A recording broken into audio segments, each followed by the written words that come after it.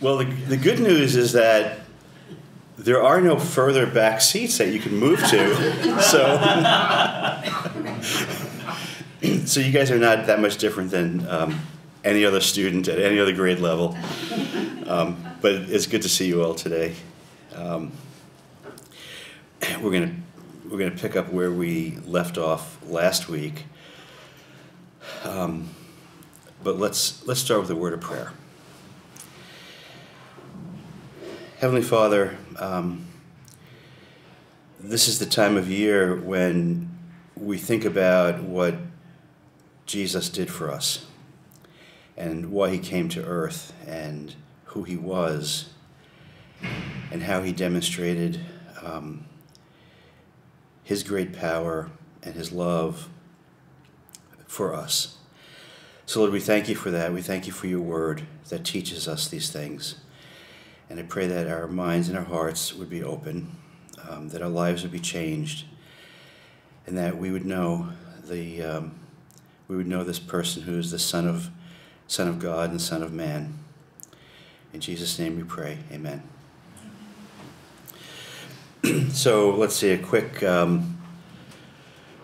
summary of last week.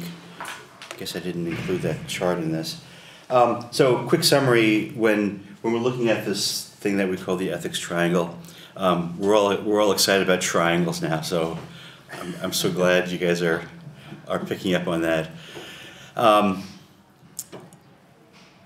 Focusing on the law authority corner, if God is not the source of authority and law, then what is? And we discovered that there's basically three options. Now, if a person's opting for a religious foundation, there are other options. But if you're saying no, we're not going to choose God, then natural law is a prospect. Positivist law is a prospect, and a very individualistic approach, which we're going to call anarchy. We'll just go with that. So natural law says we don't need God. Just look at nature, and that kind of comes in two varieties. We saw that C.S. Lewis is a proponent of natural law. And in fact, he calls it the Tao, and he's trying to speak to a broad audience, and he's saying, hey, look, no matter what culture, no matter what civilization you look at, there's evidence that we're all appealing to the same law. It's God has embedded this in nature. And then there are others like Aquinas who did the same type of thing. There's some debate and there's some discussion. Does Aquinas lead us into a whole new realm where all of a sudden we can depend on our own reason, and we're not so dependent on God to give us light and truth, but we can find our own way in using our own minds, and eventually in the Enlightenment, the idea of natural law, it's equivalent to, oh look, we find this law of gravity embedded in nature, and others would say, look, there are laws embedded in child development and in politics and in the way we interact civilly. Those are all natural. And then finally, well, if there are laws embedded in all of those areas, so too are there laws embedded that will teach us how to live. When someone says, that's not right, kind of just appealing to the universe, that just ain't right. People shouldn't live that way. That's just unnatural. Are they appealing to God's word or not? Maybe not. but maybe. And so the third option. So if you don't agree with natural law, the second option is, you know what? We all just get together in communities and societies, and we wrestle with what's right and wrong. And at any given time, we're not going to ask, is this the right thing? At any given time, we're just going to simply say, is this legal? And if it's legal and society says that this is okay, that's good enough. We'll go with that. Third option then is if we put aside natural law, if we put aside positivist law, then we're going to appeal to our own selves. I get to decide what is right, and ultimately there's a formal system called anarchy. How am I pronouncing that? Anarchism. Anyway, anarchy. Basically, we all get to decide what is right for ourselves, and those are the three options. We're transitioning then to what happens if you only focus on motives. What happens if you only focus on the heart? And this was the story that we ended up with last week, and I'll try to be real brief with this, and then so that we can talk about about your assessment of this action, this behavior. You remember it was a story that came out of this book by Joseph Fletcher. Joseph Fletcher is the originator of a system called situation ethics, and he includes a number of scenarios in this, and one of them comes out of World War II again. There's a Mr. and Mrs. Bergmeyer, and let me jump to that narrative.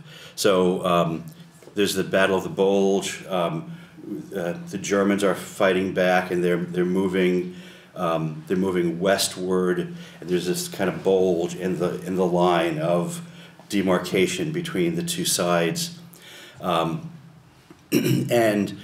Mr. Bergmeyer is a German soldier, and he's captured, and he is sent to a prisoner of war camp in Wales. Mrs. Bergmeyer, who is at home with the three children, it's really tough times. She's foraging for food, and the Soviets are coming from the east, and she gets captured. I've read some really horrible things about that whole situation, which I think Joseph Fletcher doesn't include in his book. But she's captured, and she's sent to a camp in the Ukraine. At the end of the war,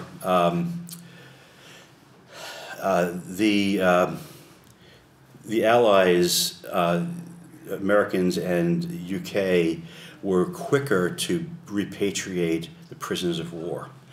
And so Mr. Bergmeyer is sent back to Berlin, and he locates his children. Ilse, 12 years old, and Paul were in a Russian detention camp, and Hans is found hiding in a cellar. I just kind of love the details of the story. However, in the Ukraine, things are not so easy. Not that being a prisoner of war is easy, I guess, under any circumstances, but Mrs. Bergmeyer is not going to be released. And evidently, according to Fletcher, the rules of the camp were, you can be released only if you've become a liability to the system. And by liability, it means that you've gotten pregnant or you're ill. We don't want to take care of you anymore. Then we'll send you away. But it turns out that the Soviets maintained their prisoners of war long after the war was over, and so the story in that sense is very believable. She learns through some connections that her family is searching for her, and when I presented this story to my students, so she asks a friendly German. There are Germans living in the Soviet system I learned that's where the term Volga, German, comes from. And he's like, sure, I'll make you pregnant. My students would say to me, why didn't she just get sick? Wouldn't it have been better if she got sick? And I was like, yeah, well, you can ask the German guard, can you sneeze on me so that I can catch a cold or a virus? Anyway, that didn't work. So she gets pregnant, and she is sent home.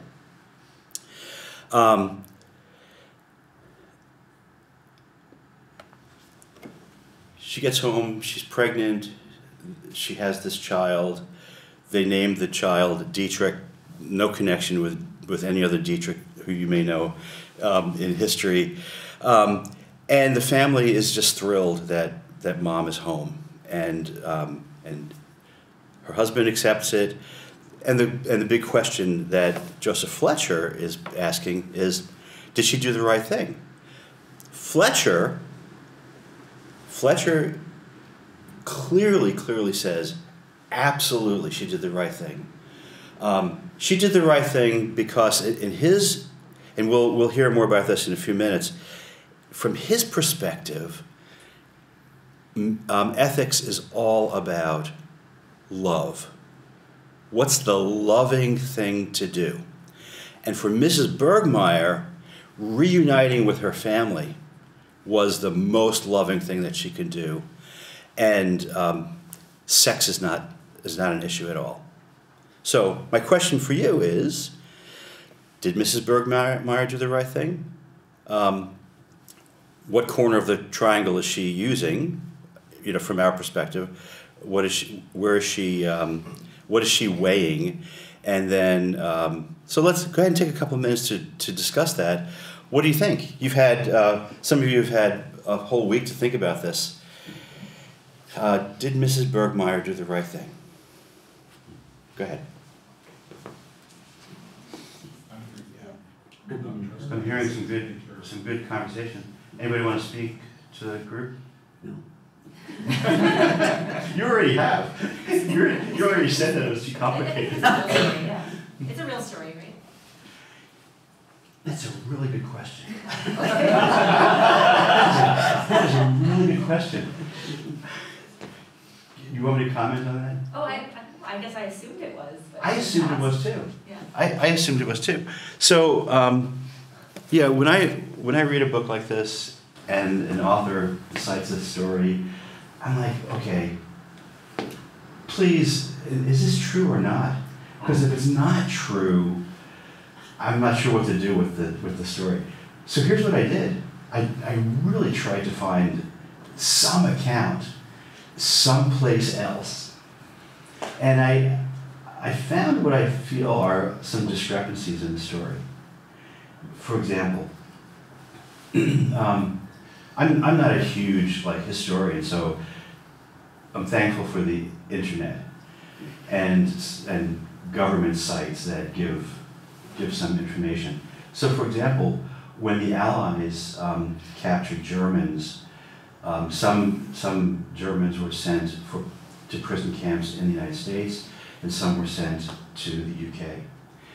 And evidently they did it alphabetically. Bergmeyer would have been sent to the United States. So I'm like, okay, that doesn't negate the story just on that basis, but it made me wonder, again, if the story was a real story. The other thing that I learned was just a horrible brutality of the Soviets as they marched across Germany, and the number of women who were raped is just horrendous. The numbers are just, and I don't know that information would have been known in 1966 when this was written, but it's so horrendous that when he says a friendly guard, I'm like, you know what? From what I've read, there were no friendly guards, and the brutality was just so severe that it wouldn't surprise me if Mrs. Bergmeyer was pregnant, but not because of her own choice. That would change the whole dynamics of the story, wouldn't you say? Yeah. Yeah. And again, I don't want to read into the story beyond that, but so I'm not sure about the veracity of the account, and the only place you can find the story is, and people who quote Joseph Fletcher's book, and a number of people quote him, but this is the source. So, and I also tried. I mean, this is a big time waster, but was it possible to find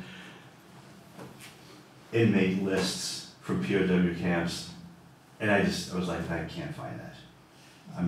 Maybe there are records somewhere. I bet there are, but I was not about to take the time to find it. So and again, my third point is, you mentioned the 3 children's names.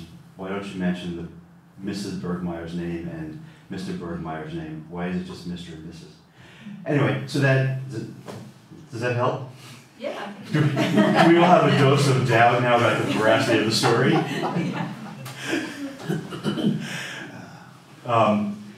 Joseph Fletcher calls this episode, you ready for this? He calls it sacrificial adultery. Comments? Well, one of the first things I think about is like Joseph when he was sent to Egypt. Yeah. And he was given the opportunity probably for a better life if he'd just given in to the missus. Yeah. But he refused it. So from a biblical standpoint, I would say that voluntarily doing that is wrong. Absolutely. Is it forgivable? Yes. But it should be based on trusting God to take care of you and not taking things into your own hand.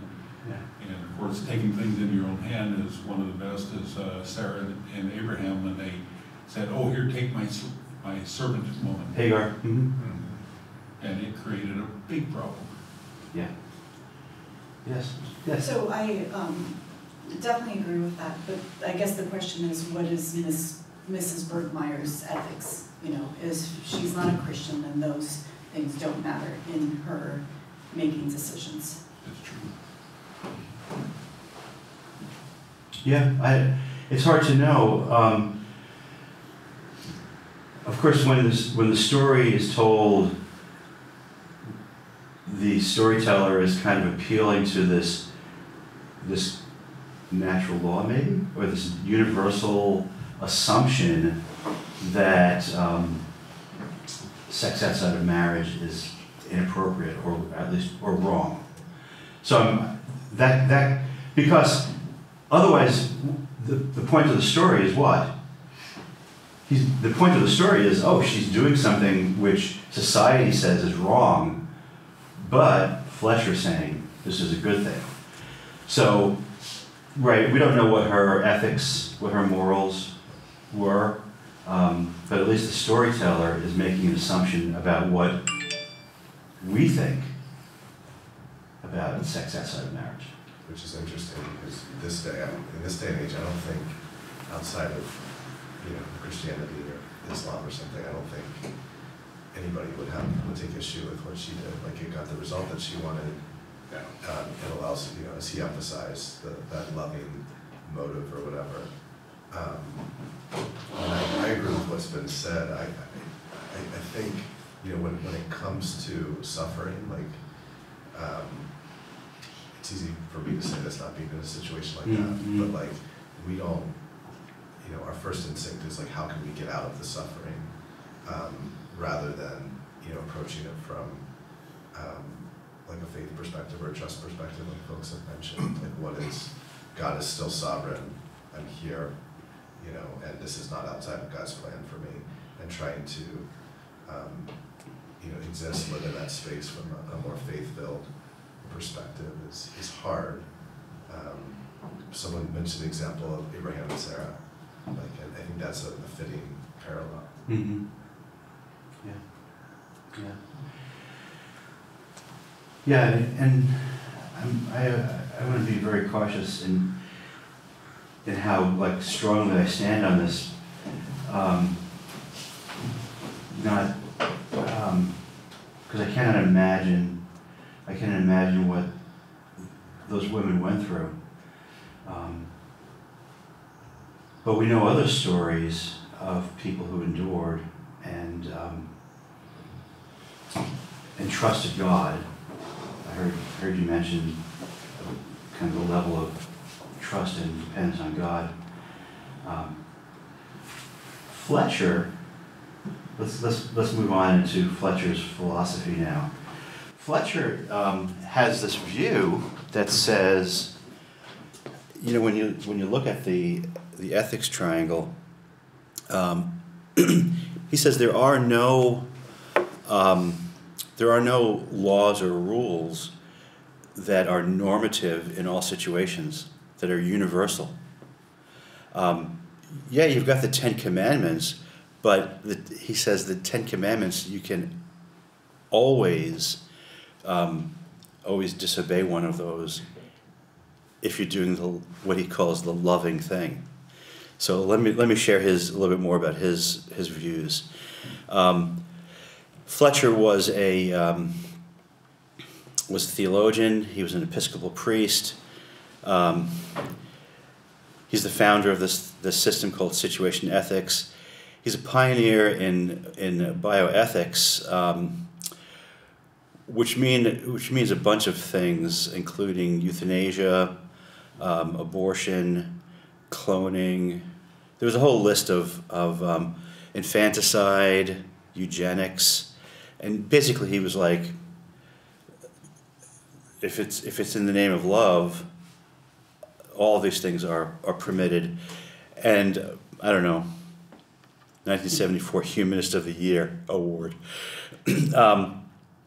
So here are when Fletcher begins to think about and to talk about ethics, he says there's three ways that people approach ethics, and the first is legalism. Right now we could point to the top corner of the ethics triangle, and we could say that's what Fletcher is talking about. Every decision is prescribed. Every action is prescribed. There are rules and regulations, and if you want to know what the right choice is, all you have to do is find the correct rule to apply. So Fletcher is critical of legalists, and he basically looks at the Christian church and he says, you're all a bunch of legalists because you keep appealing to God's word. Yes, he was an Episcopal priest, but still, he's got some criticism for the Christian community. The second option, he says, is the polar opposite of legalism. The word antinomian means nomos is the Greek word law, and so this is a position where a person is against the law. And the person says there are no principles or maxims. I think it was Peter who cautioned Christians about that. He said, don't be saying to yourself, oh, I can do such and such and such and such because I'm outside the law, I'm under grace. And so Fletcher, I think, properly cautions against antinomianism, which says I can do anything I want because I'm covered by God's grace. There's another variation on antinomianism, and that is existentialism. Boy, we could go on for a couple of weeks at this point. Let me give you one quotation. Again, I'm not an expert on this. I brought some of my favorite existentialist books. I don't know why I have a collection of existentialist books, but here's what one of them said. By the way, an existentialist believes there's no God. Life is incoherent. Life is absurd. There's no plan. Doesn't make sense. And I realize that there's a lot of text up there. Let me read this to you. The existentialist finds it extremely embarrassing that God does not exist, for there disappears with God, with him, all possibility of finding values. Let me pause. The existentialist realizes that in order for us to say this is good, we have to have an authority big enough to say this is of value, this is a good thing.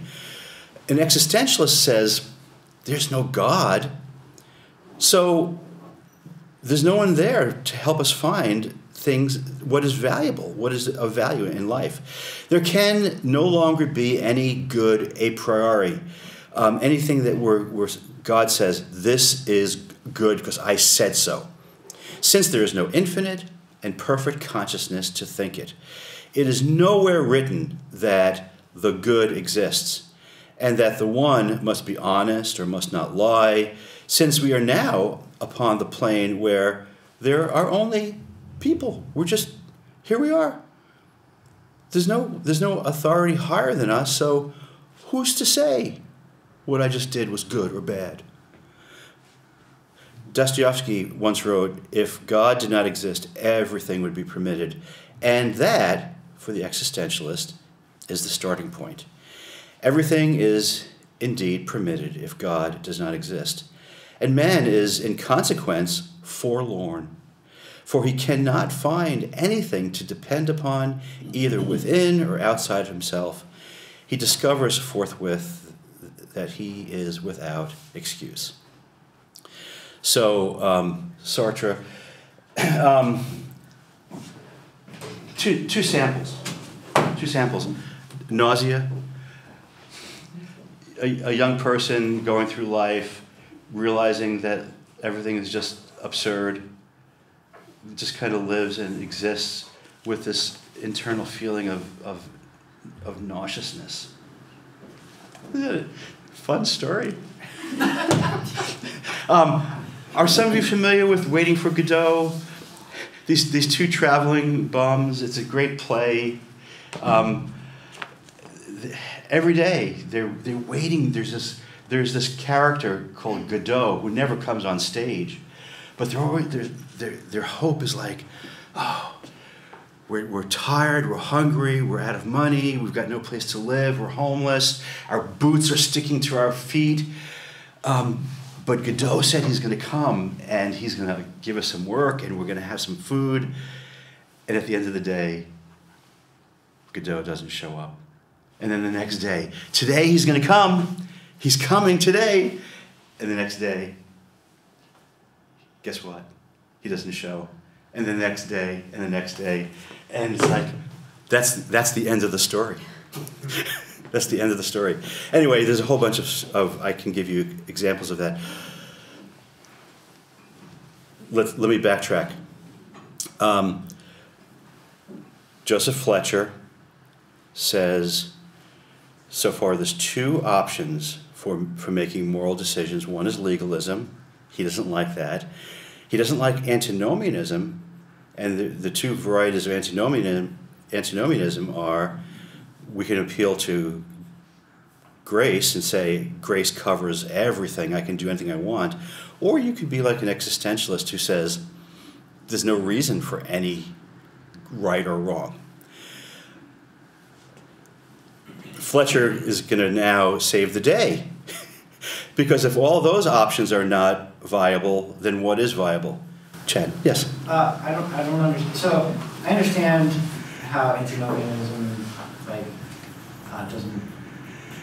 doesn't explain how they go about making a decision.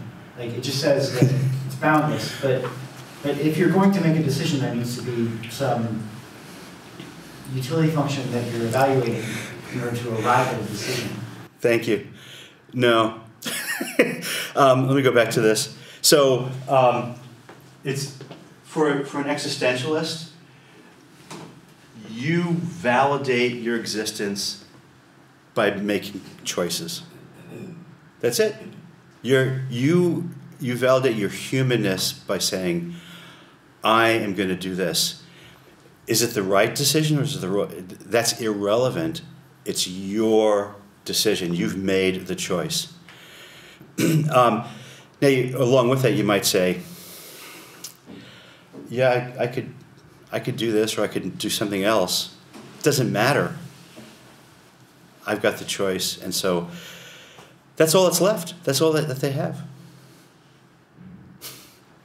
So I was just talking to a friend of mine who was an atheist this past week, and he was, we didn't have a lot of time to talk because we were working, but if he's an atheist and he declares that he is, he says he's searching, looking at different religions. Is he automatically an existentialist? No. Okay, so the two are not synonymous. No, I don't think so. Okay. You mean atheists and existentialists? Yeah. No. I kind of feel like if somebody is trying to be a really consistent atheist and they see the implications of that, it would come to what Sartre is saying here, that there's no reason for anything. I feel like most atheists, thankfully, are not consistent atheists. Somebody can correct me or give a different perspective. Any thoughts on that? A consistent atheist. Nietzsche really worked at being a consistent atheist. So did Camus and Sartre and others. Yes, Jeff. Well, I guess I feel like there's room for pointing to natural law as a basis for making these evaluations, and it's consistent with atheism, but it doesn't reject morality or ethics. Like, there is a basis, it's just not based on God or something. Yeah. Would you? And it's not just based on personal choice either. Like, okay. I was going to ask you that. To, natural law being like, well, for societal good, like, can we agree that this would be better for society flourishing, or on the whole, an individual flourishing,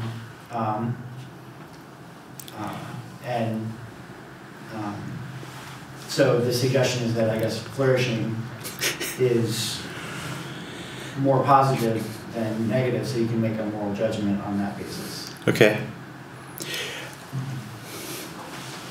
You went from natural law, I felt like you moved into positivist law, where it's like, let society decide. Okay. Yeah, I'm not with you on that. No, I yet. I disagree with that. Oh, you do? Okay. Okay. Because you were so you're saying you were staying in the natural law realm. Yeah. Okay. Just that you can do experiments, you can run game theory. It's not so arbitrary as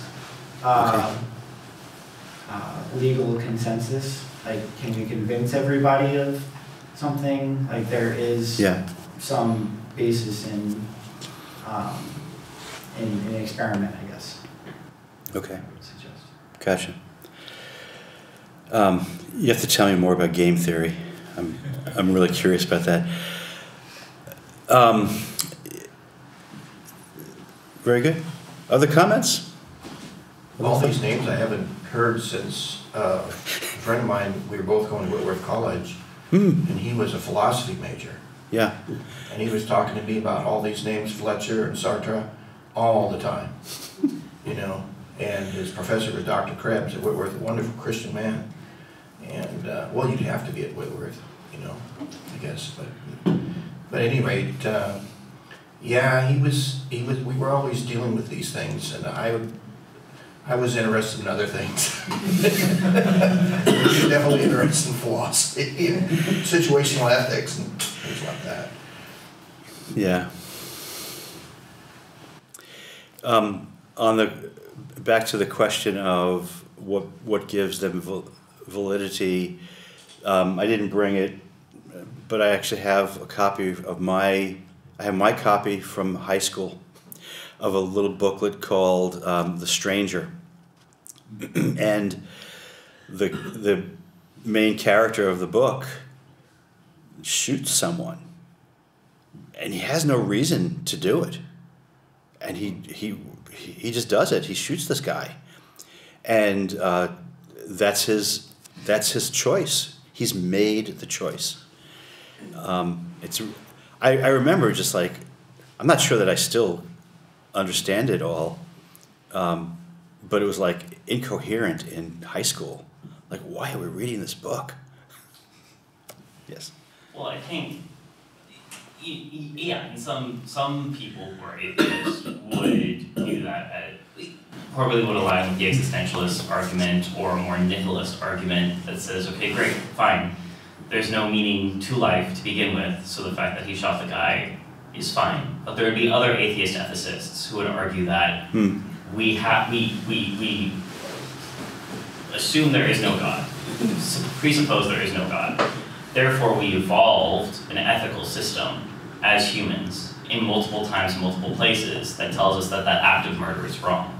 So why did we evolve that system of ethics? And it tells us something about the nature of human life or natural selection or evolution, that this is not for the flourishing of the human species. And so there would be another way of arguing that as, wrong, but from the perspective, I think my friends have called it an evolutionary ethics perspective. I don't remember the full argument. But we have like an innate human response that says that senseless act of violence is wrong. Yeah. So why do we have that? And if we presuppose there is no God, it must be something that we evolved or something that is right because it helps human flourishing or the survival of the species.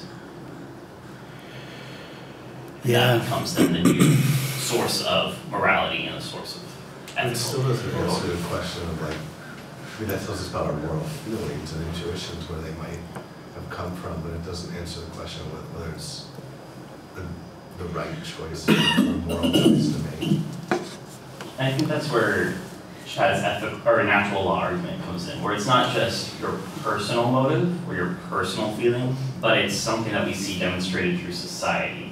And so it tells us that there's, just like C.S. Lewis in Mere Christianity talks about the natural law being something hidden inside the human person, and we see it exhibited through human society. That's not just us, that somehow all of us have this encoded in us. And so it goes beyond personal motive to kind of the societally accepted good. Yeah.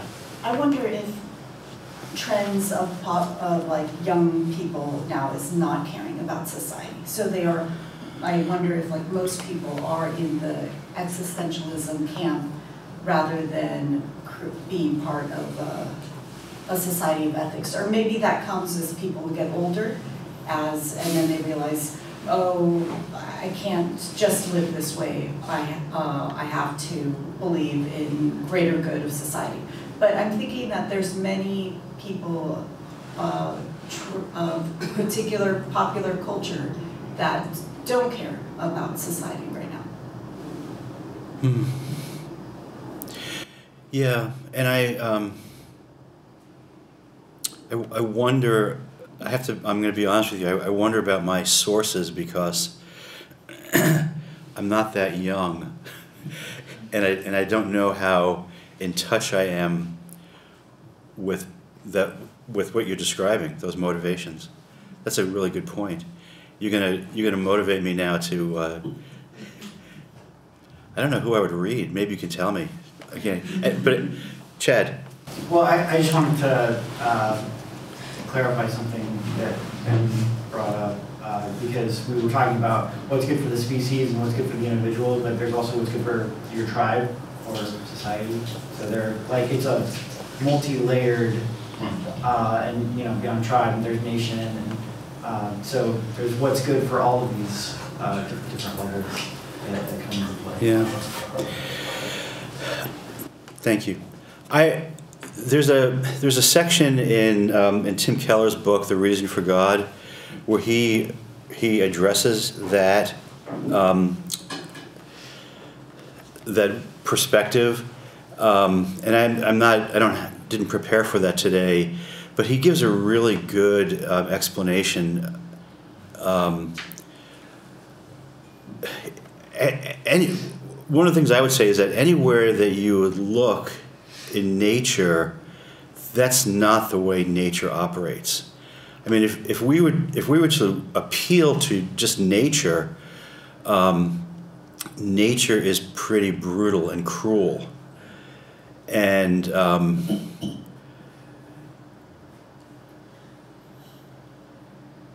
so we don't I don't think we operate the way nature does. I would say that we operate the way God has embedded in our being how we should operate, and it's not like the prey and the predator.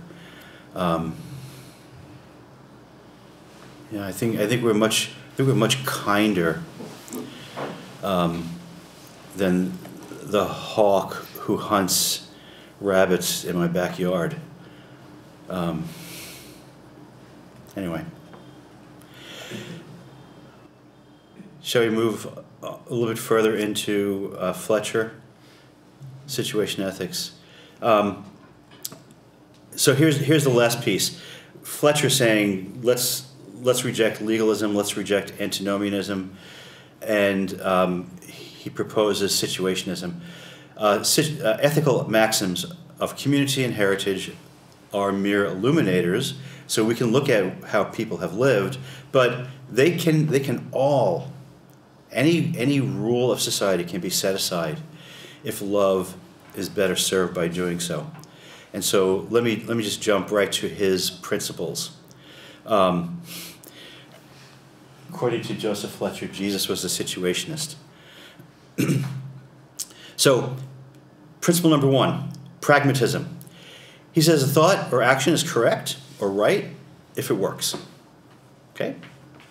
So, Mrs. Bergmeyer, that action with the German guard, that worked, so therefore that was good. Relativism.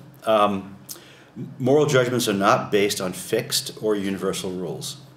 In fact, he says there are no fixed or universal rules. The only moral criterion is to act in the most loving way in each situation.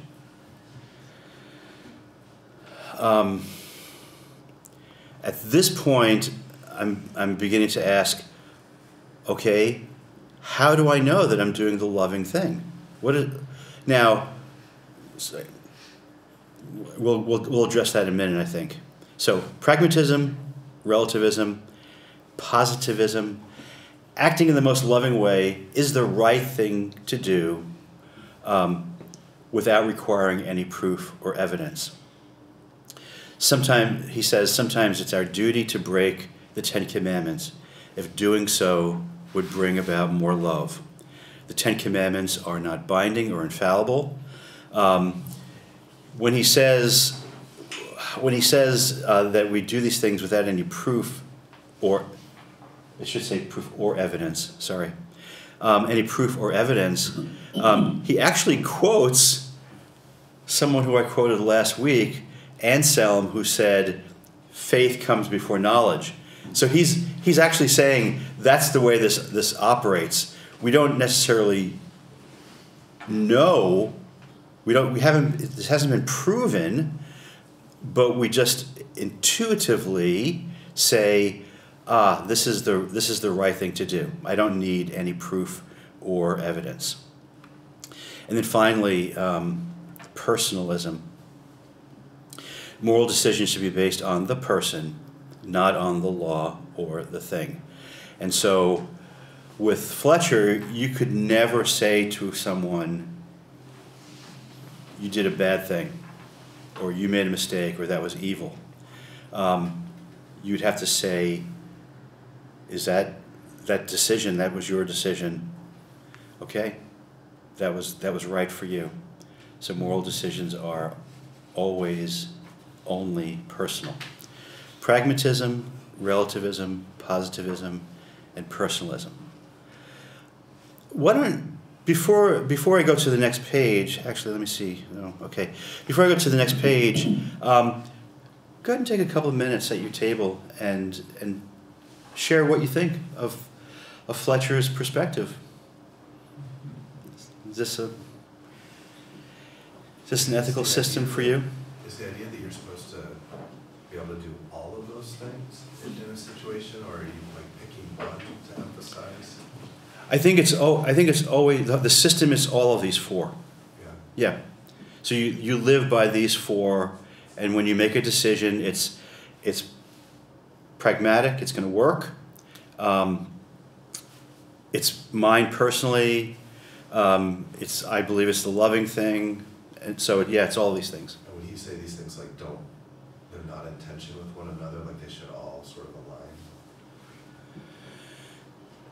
Do you see tension, or I haven't thought it through enough. I'm just.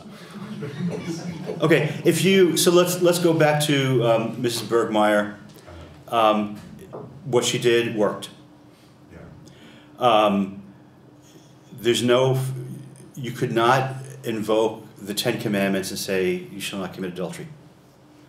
It does not apply to Mrs. Bergmeyer. It's relative. Does not apply. That rule does not apply to her situation. She's doing the loving thing. She does not need to prove this, and it's her personal decision. So yeah, all four.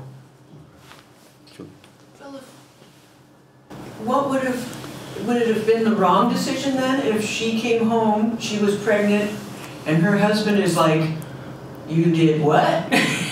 And they end up not, it ends up thrashing their relationship because she had gotten pregnant with the guard. Would that have changed then whether it was the right thing to do, according to Fletcher? Fletcher only gives examples that work for him. Oh.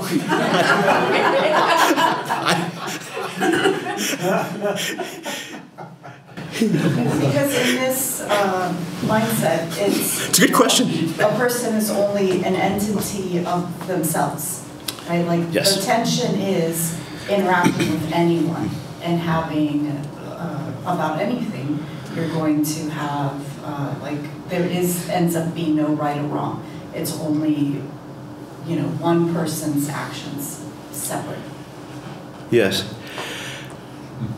Yeah, agreed. It is very personal, very individualistic. Julie's question, though, is interesting because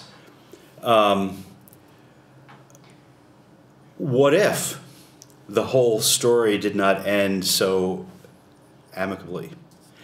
Mr. and Mrs. Bergmeyer have Dietrich christened, and after the service, they sit down with the priest, and they say to the priest, "This is how Dietrich was conceived," and the priest gives them his approval. So that's how the story kind of concludes in the book. I don't know how would he have, I don't know how he would have evaluated it if it didn't work out so peacefully. Yeah. Comment? Oh, I thought. Well, I keep thinking of Judges, the book of Judges. Yes, where everyone did what was right in their own eyes. Everyone did what was right in their own eyes, and it created chaos.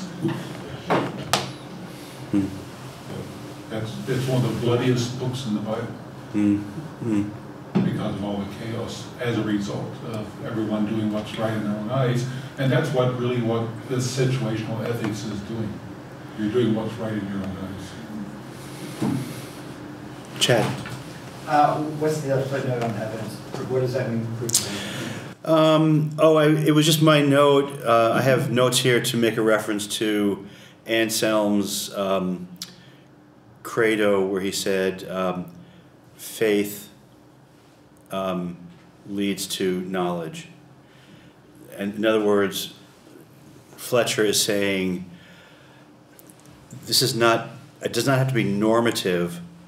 I can just take this, and I don't need to prove it. I don't need to prove the truth of this. I can just believe it.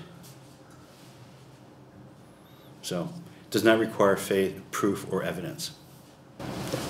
I've got a little bit of a problem with, he keeps focusing on what's the loving thing to do. What's the loving thing to do? Yeah. Number one, he doesn't define the term, what loving is.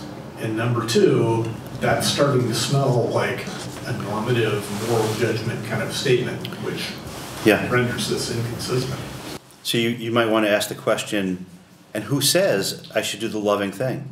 Yeah, exactly. Because that does, yeah. Or what is the loving thing? What is for who? How do you define love? Yeah. Okay. Yeah. Yeah. Yeah, I was talking to someone just this past week too, and she was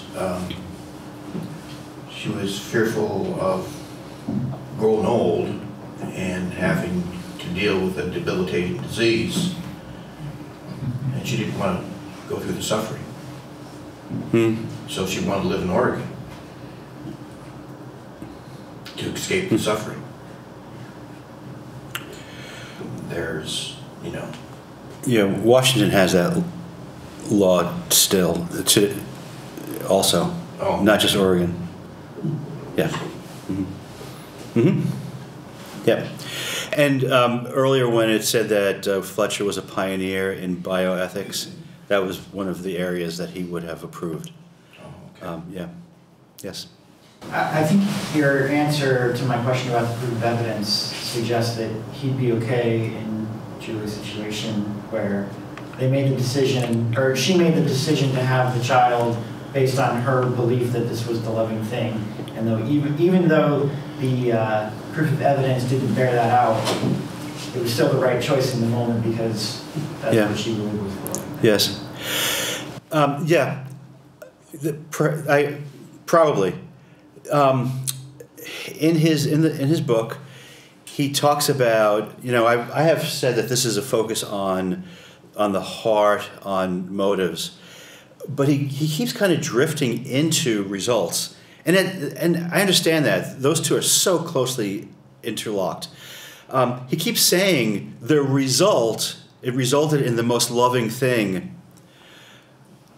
So it sounds like he's finding some evidence there. Like, how do you know that was the most loving thing? Because the outcome was loving. But I want to show you my next slide. He really does. He really does not define what he means by love. Another author that I read who critiqued Fletcher said, this is like a referee on a soccer field saying to the teams, play fair, okay? We have no rules in this game, just play fair. And then the referee walks off and because the referee would be kind of the normative authority, he gets to walk off because he's now given the instructions, do the loving thing. But how are the players going to play now? What does it mean to play fair? So when you say loving, you've got to add some content to that. So Fletcher focuses exclusively on motives. He mostly ignores authority. He absolutely ignores authority. And he mostly ignores results. That's why I have an asterisk on that one. He gives a vague concept of love, and he rejects the authority of the Bible, and some of what we're going to do in future weeks is to wrestle with that item. about the authority of the Bible, because I say it, and it's easy for me to read that. It's a little bit harder to practice it. So what does that mean? But he rejects the authority of the Bible. He blanket says there are no rules that apply in every situation. And so he's very relativistic, he's very subjectivistic. And he really does not respect Christ as the prophet sent from God. He says Jesus was a situationist. And his primary example of that is when Jesus walked through the field with his disciples and they were harvesting grain, and Jesus was like, "Oh, forget about the Sabbath. We don't need the Sabbath." But that's not what Jesus was doing there. I think it takes a little bit more work to say, was Jesus disregarding the normative law when he allowed his disciples to harvest and eat grain on the Sabbath? Anyway,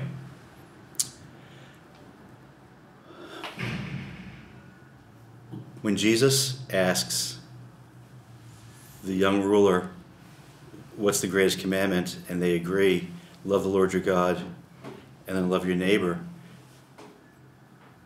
You got to know that that's Joseph Fletcher's favorite verse. Yeah, that's what I was going to bring up. Like, basically, when we talk about whether love is the right basis for decisions, and I think that's what I think about automatically in the Bible is when Jesus asks what's the greatest commandment, it's about love.